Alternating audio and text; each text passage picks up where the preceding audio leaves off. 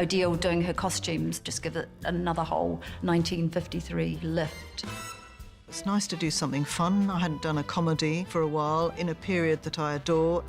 Tom wanted everything to be as real as possible, and he knows that I quite like to work with that. And then you can heighten it with your colours and choices and combinations. What Odile's created is incredible. With an ensemble of this size, there's a lot of characters for you to track as an audience.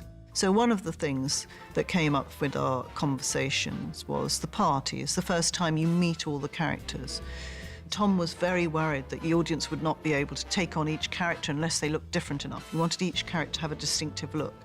I made the decision they ought to all wear black, but each of their DJs is completely different to each other. So there's a little bit of nice fine detail in there for people to go back and look at afterwards. One of the things that we needed to be aware of, which is just quite an interesting thing to play anyway, is the fact that I'm playing a woman police constable in Scotland Yard and how kind of unusual that was and what dynamics that would kind of bring about with her co-workers and her boss.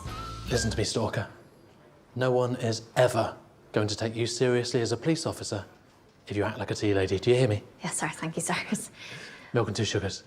Married women were allowed to be in the police force. They were allowed to wear a little bit of makeup, you know, all these things that weren't really, you know, weren't allowed before for women.